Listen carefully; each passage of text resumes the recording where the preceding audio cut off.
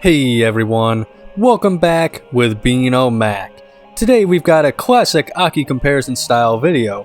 We're gonna see how the two Japanese exclusive virtual pro wrestling games stack up next to each other.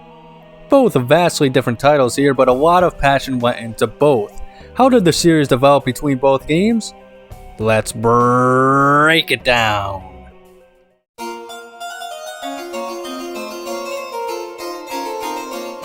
Alright, so for some quick stats, we know both titles were developed by the AKI Corporation for the Nintendo 64 only. These titles were released only in Japan.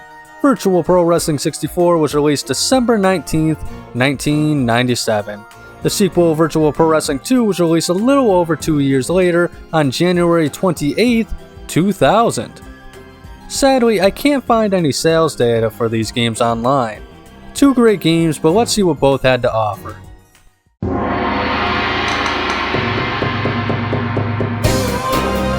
You can tell these are both AKI titles from the graphics alone.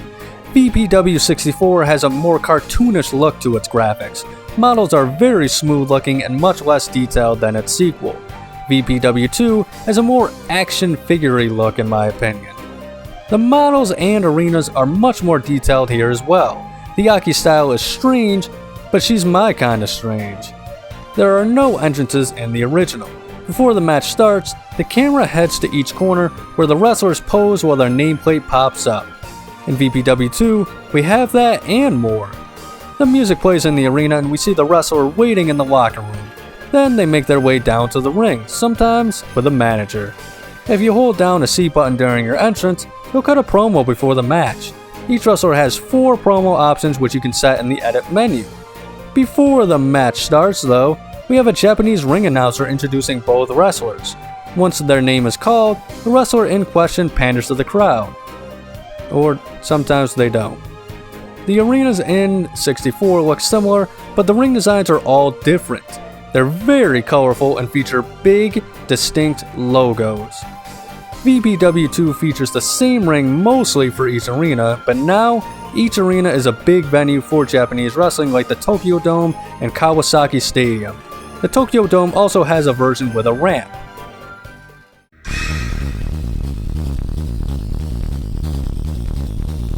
The gameplay is obviously very similar considering they're both games in the series by the same developers. VPW64 sets the mood. Everyone starts with normal green momentum, performing moves and taunts builds it up, while being beaten down or hiding outside the ring drains your spirit. The less spirit you have, the more difficult reversing becomes. You want to max out your momentum in order to reach the special state. Once in the special status, you can pull off a finisher with a front or back grapple. You can also steal an opponent's finisher. We have strong grapples and weak grapples. Weak grapples do less damage and can contribute to your opponent's momentum, but are difficult to reverse. Even some moves are irreversible. Strong grapples are easier to reverse, but the best moves in your arsenal. Use strong grapples near the end of the match after wearing down your opponent. This is how strong strikes work as well. There are also different types of fighters. You have traditional wrestlers, hybrid fighters, and plain strikers. Hybrid fighters have strike combos that you can access in strong grapples. You get 6 strikes in a combo. There are 5 different strikes you can do by pressing E or B in a direction. If you are the victim in a strike combo, you want to mash the move you think your opponent will use by either not pressing anything or holding the direction you think they will choose. If successful, you will block or reverse the attack. If you have a special and activate a strike combo, you will have 10 hits. Shooters have no grapples and need finishers to do top rope moves. They hit hard and fast, and most cannot be Irish whipped. VPW2 features those mechanics, but adds on to them as well like a good sequel should. More shoot fighting moves were added. Everyone has grapples now, but shoot fighters have been overhauled. They only do moves with weak grapples, including finishers.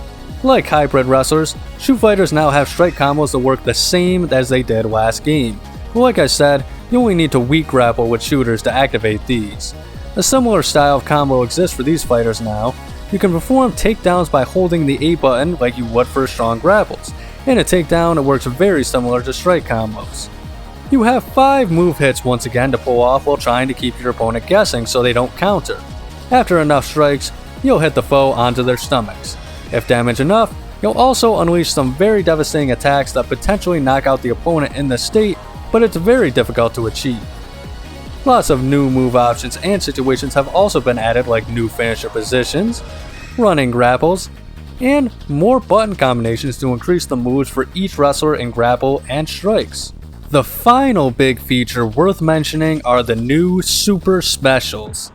For certain wrestlers, you can use some of the most powerful moves in wrestling history as bonus one-time per match options. Once in the finisher state, complete a full taunt again. You'll then have about 10 seconds to pull off moves like the Burning Hammer and Emerald Flosion in the same way you would a normal special. This type of move is only available in front and back grapple options.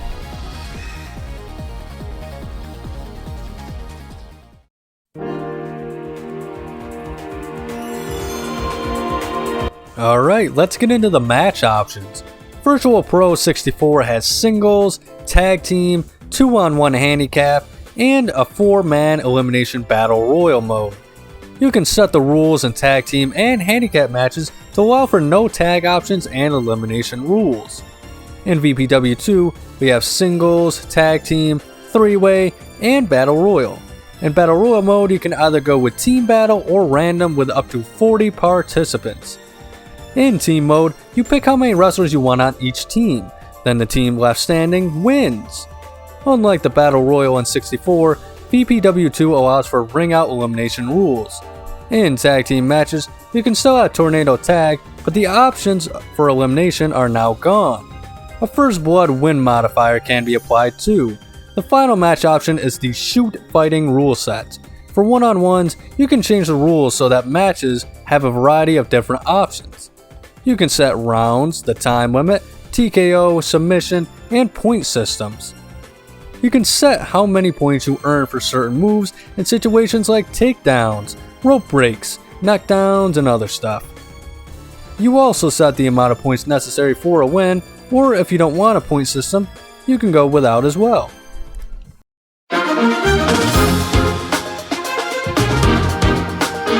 The rosters are very interesting here. VPW2 has no official company license, so all the wrestlers are based off of real wrestlers but given fictional names and edited appearances and slightly altered moves.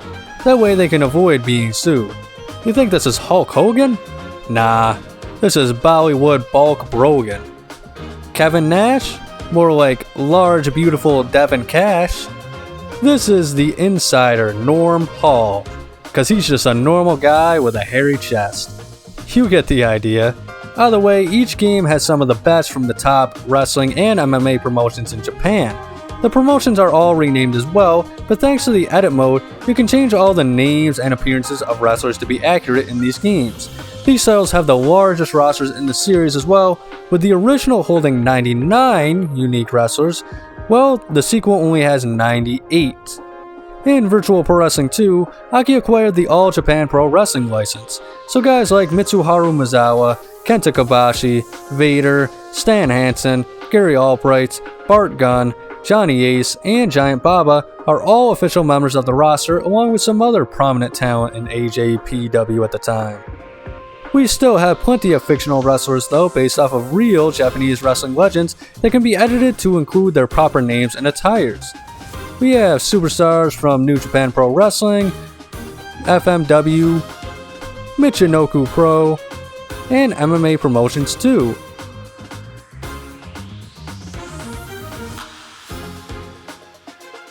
Then we have some of the biggest legends associated with Japan as well in their own sections.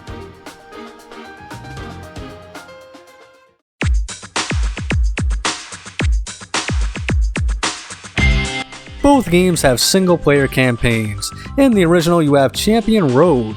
You pick from one of the 6 promotions, choose what title you want to chase, and then you enter a tournament to win a shot at the title. Then just defeat the champ to unlock them in free play. Each promotion has their own rule sets too. Dead or Alive has a more hardcore rule set, while Neo Strong Wrestling is more traditional. Virtual Pro Wrestling 2 has a full season mode called Royal Road Succession. You select a wrestler and tag partner and do a full year on the Japanese wrestling circuit. Usually some tournaments happen for 6 weeks. Do well in these and you'll start earning shots at titles. You also have one-night tournaments and a battle royal to participate in. Clearing certain events with certain wrestlers or as part of certain stables will net you a match with an unlockable wrestler. Not much in the way of cutscenes, but it is a fun time regardless.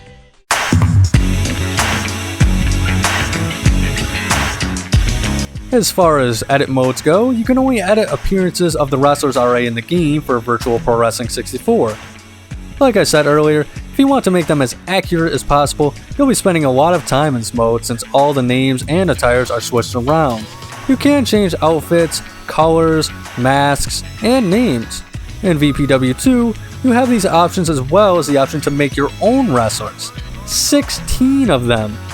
You can adjust their height, weight, names, music, promos, ring introduction, appearance, fighting styles, rivals, managers, AI settings, movesets, and more here.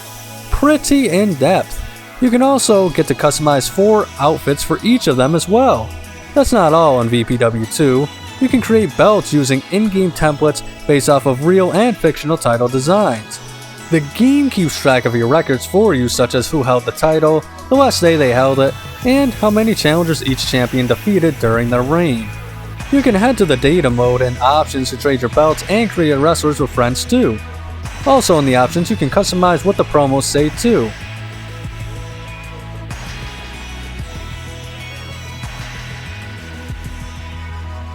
Finally, you can create events. You set the name, date, time, stadium, and matches. You can set up to 10 matches and have 3 events saved at a time.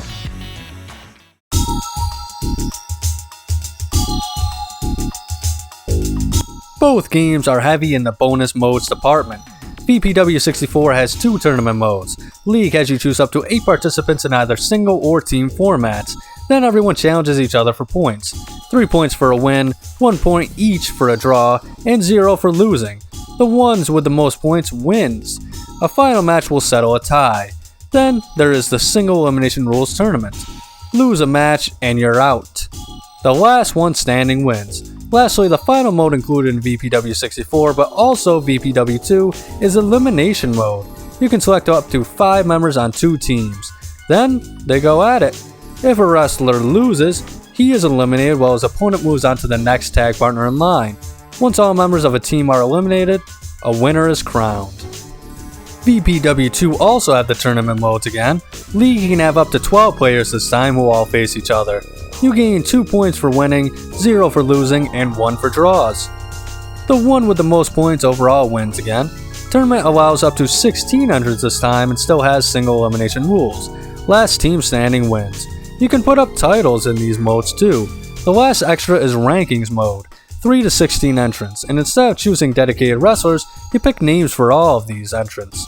It starts out as tournament to determine the order of the rankings, then you can choose who battles who to try and rise up the ranks and become the king of the hill. That's all for today. These are both amazing titles with a lot of heart and soul. These are both very popular due to their dedication in crafting the best gaming experience for the hardcore wrestling fan. List your favorite down in the comments below. If you enjoyed it, like and subscribe to Being on Mac. I'll give videos every Saturday and Sunday, so ring the bell to be notified of more rankings, ROM hack reviews, comparisons, and more. Above all else though, please remember to have a nice day.